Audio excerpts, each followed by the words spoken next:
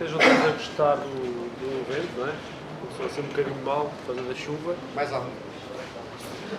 Mais alto. Mas eu não consigo falar. Falta o som e agora temos que. O pulmão tem que trabalhar mais. Quero agradecer a todos os que estão aqui presentes. Foi uma iniciativa que já começou em outubro. Vamos ver o que é possível fazer. Vamos começar já por apresentar o Paulo é que vai falar sobre ciclistas africanos. Eu passo-lhe a palavra, depois não estamos a perder mais tempo. Sim. Vamos falar. Está bem? Paulo. Sim. Vou então falar dos ciclistas africanos. Fui o voluntário escolhido, foi quase forçado, porque o nosso colega que era para vir, que tem uma larga experiência nisto, teve um imprevisto, não pôde vir, pronto, teve uma sorte a mim.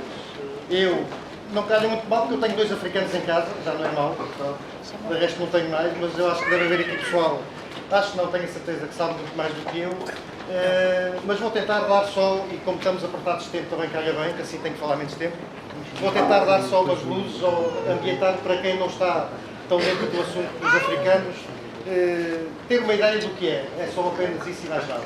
Portanto, falamos em ciclistas africanos, podemos começar à volta de 100 e tal milhões de anos atrás, quando havia só um continente, presumem e dizem os entendidos que aí nasceu o antepassado dos ciclistas. Eles todos, americanos, africanos e todos os outros. Entretanto, quando se dividiram os vários continentes, cada um começou a ocupar as suas zonas e a ter diferentes evoluções e diferentes tipos de vida e diferentes géneros. Pronto. No caso dos africanos, temos da África Oriental, da África Ocidental, nos rios africanos também temos ciclídeos e temos uma grande zona, que é aquela que nos fornece a maior quantidade de peixes, que é conhecida por o Rift Lakes, que engloba 3 grandes lagos, que é o Lago Vitória, que é não só o maior lago de água doce do continente africano e um dos maiores do mundo. Temos também o Lago Malawi e temos o Lago Tanganica. Isto é um bocado dificultado nestes tons e o nervosismo também não ajuda. Entre estes 3 grandes lagos existem espécies que são endémicas, ou seja, cada espécie pertence ao seu lago e não é igual ao lago seguinte.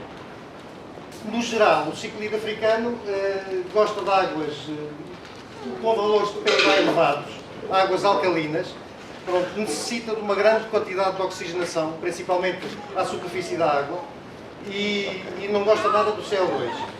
Não bate bem com os ciclídeos africanos. Em termos de alimentação, temos de todas as variantes, em qualquer um dos lagos, e há sempre exceções.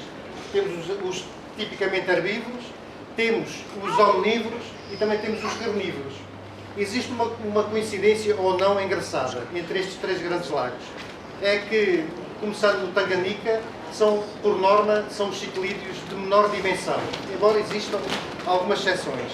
Depois do Lago Malawi, onde temos os nubunas e os não nubunas, temos uns peixes de um porte médio, na casa dos 15 centímetros, 12, 15, 18. E, por engraçado, no Lago Vitória temos os ciclídeos africanos de maior porte, embora também lá existam dimensões mais pequenas.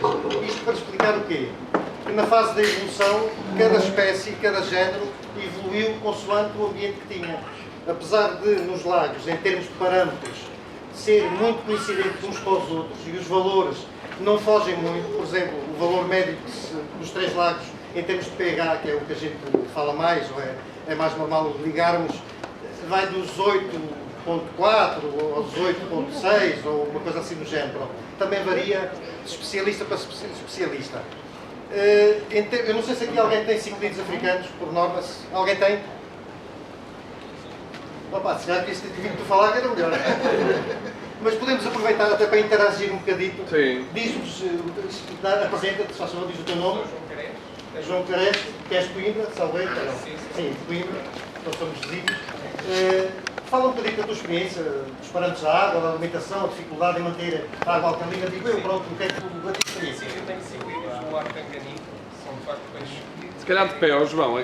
Sim, Sei, aqui dar aqui uma ajuda ao Paulo. E se por acaso eu disse alguma coisa errada, Não, estás à vontade. Estás à vontade. Sim, mais para este lado, por favor, os dois, isso mesmo, isso mesmo. Fala-nos só da tua experiência, Sim. seja assim por alto. A minha experiência não é assim, não é muito longo, isto é, comecei com ciclistas africanos há cerca de 2 anos, comecei pelos do lado de Malawi, que são aqueles que têm mais cor, são aqueles que normalmente chamam mais atenção, mas depois, como achei que era um peixe tão interessante, né, comecei a evoluir e a achar que na altura eu tinha um aquário pequenino, e na altura é para aí de 1 metro, e os peixes do lado de Malawi tendem a ser um pouco agressivos, né? Quer lagunas, quer não Pois lagunas, também e porque assim, tiram o esse espaço. pormenor da agressividade que é Pronto. atribuído aos africanos. Exato, também. Também. São caracterizados por isso. E na altura então decidi reformular o aquário e dedicar-me aos tanganica, porque como disse, as espécies são normalmente de menor porte e portanto podem ser mantidas.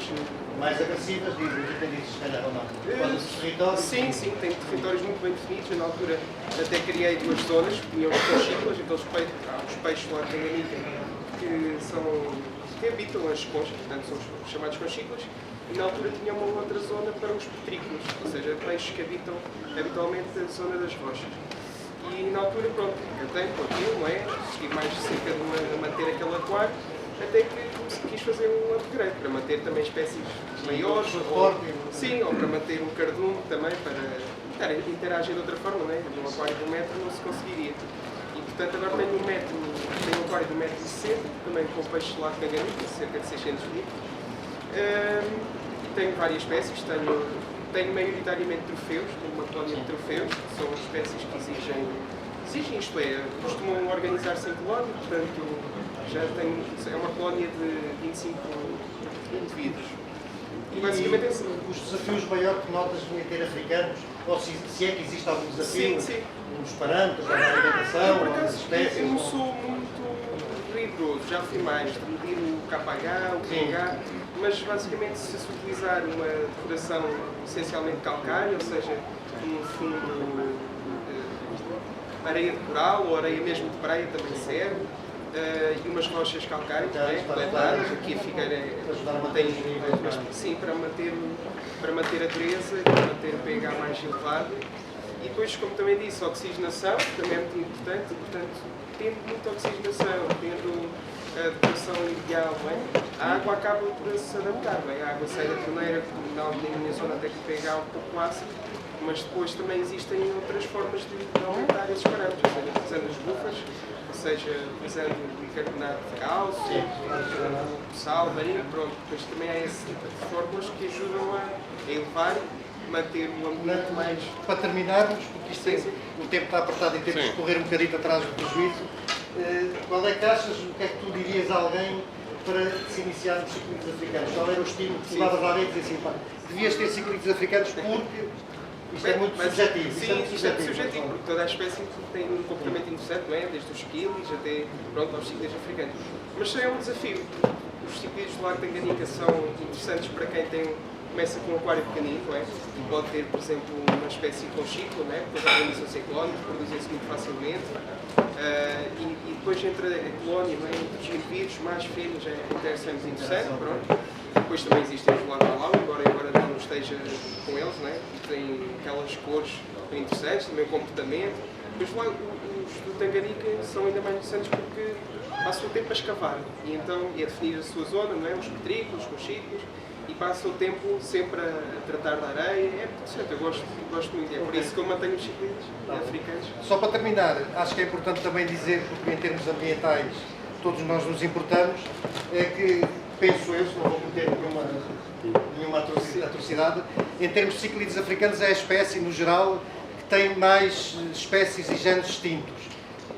Alguns técnicos documentam, por exemplo, o Lago Vitória, mais de 200 espécies já não existem, estão extintas, pronto. Algumas nem sequer estão documentadas, pronto. Essa beleza, o Lago Malawi também, onde os peixes são mais coloridos, tem os tons mais... Também, não estou nunca em Portugal, mas outro tipo de ciclídeos africanos, de outros rios, como por exemplo também o Madagascar, não é?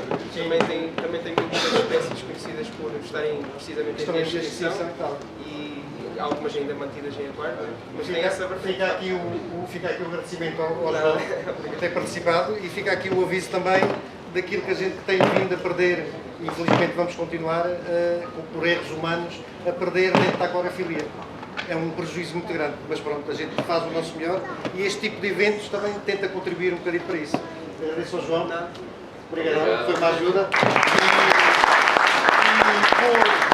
E desde logo desde logo vou chamar o nosso amigo Nuno Santos, que vai então, tem preparada, ele sim americanos. tem a palestra preparada, não é como eu, trouxe umas cábulas, mas nem sequer utilizei. Pronto, desenrasquei mais ou menos.